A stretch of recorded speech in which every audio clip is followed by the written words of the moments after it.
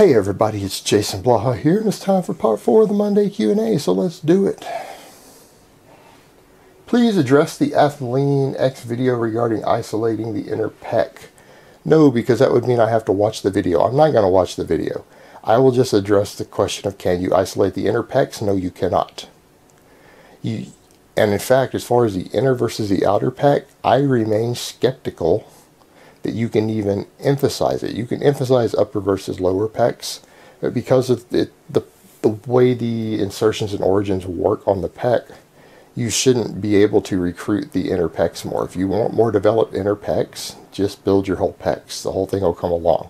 So I don't see why people are even trying to waste effort on doing this.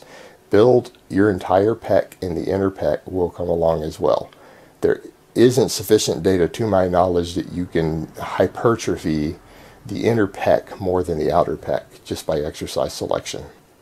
And the method that I've seen people recommend to try to do it from an anatomy perspective wouldn't even be the list with the best way of doing it.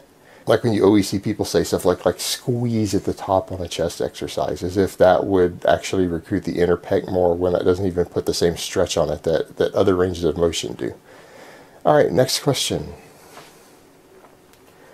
I know you hate this question, but for someone with shit mobility, my back begins rounding when I try to reach past my knees with a neutral spine. I really want to deadlift, but I'm not willing to do them with the excessive rounding in my lower back.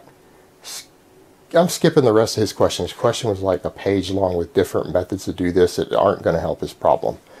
What I'm going to recommend, if this is a real issue for you and you are not flexible enough to do a deadlift with proper technique, do rack pulls and work your way down, or deadlift off of plates or boxes, and eventually the rack pulls will be too high, and eventually you'll have to just deadlift off plates until you can get down and pull from the floor correctly. It might take you a month, it might take you 6 weeks of progressively pulling from a higher plane and going down, down, down each session until you get mobile enough to do it, but you will get there eventually. And I've seen this method used successfully by personal trainers who are strength and conditioning coaches who are working with the sedentary population who are trying to get into shape.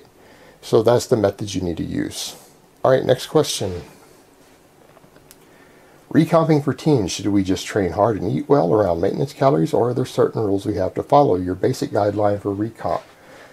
I've told teens repeatedly, do not be in a calorie deficit.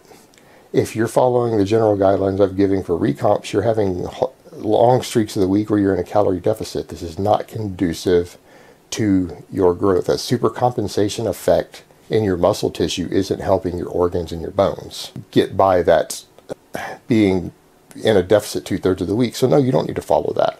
For a teen, if you want to recomp, you guys have amazing nutrient partitioning in your teens that us older folks don't have unless we use tons of drugs. Enjoy it. So eat well. If you want to lose fat quicker, then increase activity and increase calories to match it, and you will recomposition far more effectively. So for teens, be as athletic as possible, be as active as possible, and eat in a very small surplus. That surplus doesn't have to be every day. I just don't want teens in a deficit. And I'm not covering why again. I've covered this in the past. If you guys don't get it by now, then basically go ahead and do your deficit. Fuck your hormones and your testicles up so that you can't reproduce more stupid fuckers like you. So you're doing the world a favor at this point after I've explained it if you go ahead and do it, because I don't want dumb fucks like you reproducing. But for those of you who aren't dumb fucks, we might want to keep your genes in circulation. So I'm going to recommend that you don't fuck your hormones up in the long term. So eat at maintenance most of the week, and if you want to go in a surplus, say on the weekends, then save the weekends to eat in a surplus, and that will be your bulking phase, and eat a small surplus on the weekend so that you're just continually gaining weight. And as a teen, if you're only gaining half a pound a month, but you are training hard and you are athletic, I can absolutely promise you that you are losing body fat. You will be gaining muscle, gaining organ weight, bone weight, height, all of these things while stripping body fat away without ever having a single day in a deficit. Enjoy your nutrient partitioning while you can. It's really nice in your teens. Make the most of it. Alright guys, so that's really all I have to say on that today. I hope it's been informative, and I will talk to you guys next time in part 5.